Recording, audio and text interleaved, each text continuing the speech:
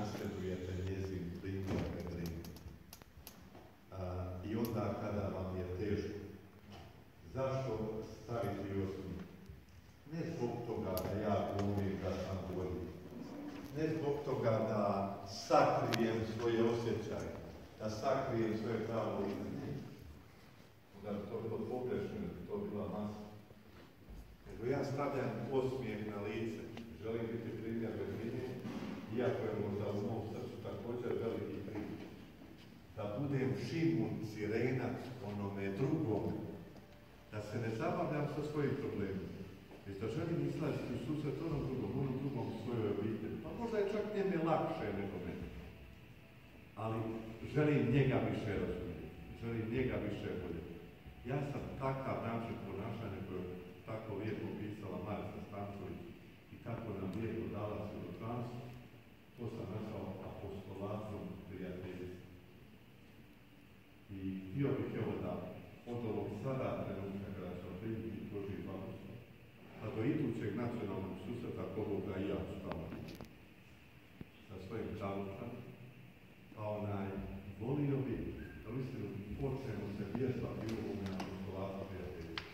Ne toliko misliti kako je meni teško, kako je nego uvijek izlaziti iz sebe u susret drugog. To je žrtva. Ovo žrtva gdje i tamo. I na kraju krajeva, ova žrtva pomaže da naša duša napravi korake prema Euharistiji. Onda ćemo mi ovo blizu i od udlost ovo našega getstva doživjeti jedan super i presvitutan preobraz, a onda će i naš apostolat biti dobro. Sve se ga prvo odvoje. Nema smisla ovo jer bude ispravno. Pa ja sam također član svećeničkog društva Svetog Krista. To je narodu popularno kao Opus Dei. I onda je meni jako drag simbol zbog toga i zato osjećam jednu povezanost sa križarima i naša svećenička organizacija zove Opus Dei. I Sveti José Marija je zapravo rekao da svojim svećenicima, ili je bilo to na ovom, mislim da je José Marija. José Marija rekao da prije nego puno govori ljudima o Bogu, govori puno Bogu o ljudima. Odnosno, moli se Bogu, a prikazuj njihove nakane. Pa ja ću ovih dana koji su pred nama i danas moliti za sve vas. Negdje sam zapalio imena, ali dogodi neka se opet susretimo da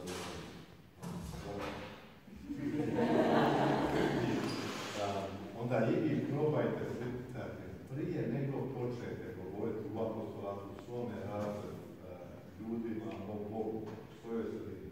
Puno govorite o Bogu kada netko povije jedan problem, moli se da tu osobu.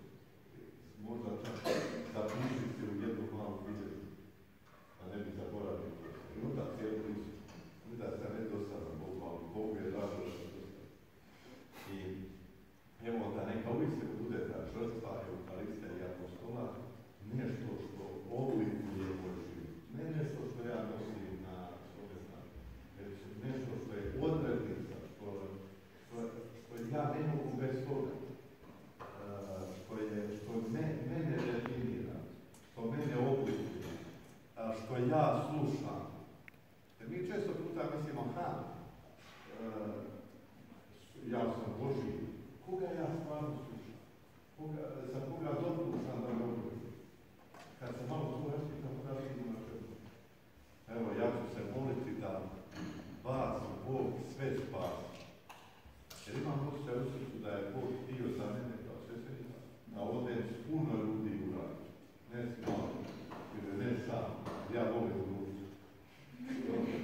I tako da evo, onda ću se moliti i za vozača i za sve druge.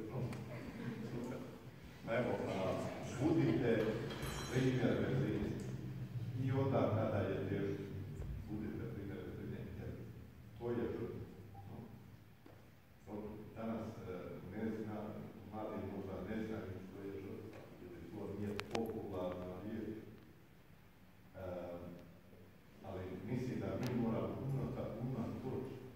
našim križem životnim govoriti o jednom drugom križu.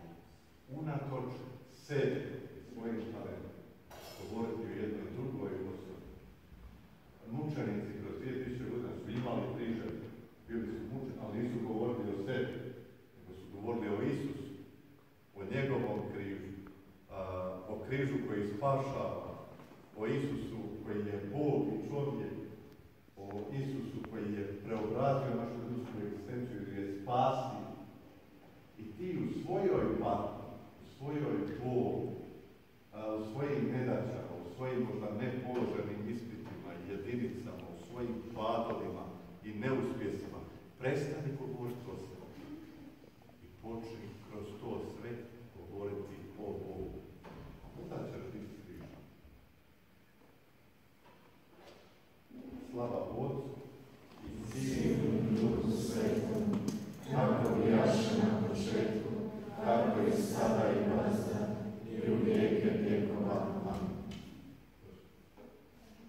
Gospodin s vama. Neka vam prati, blagoslovi i čuva svemogući Bog, Otac, Sin i Duh Sveti. Idite i budite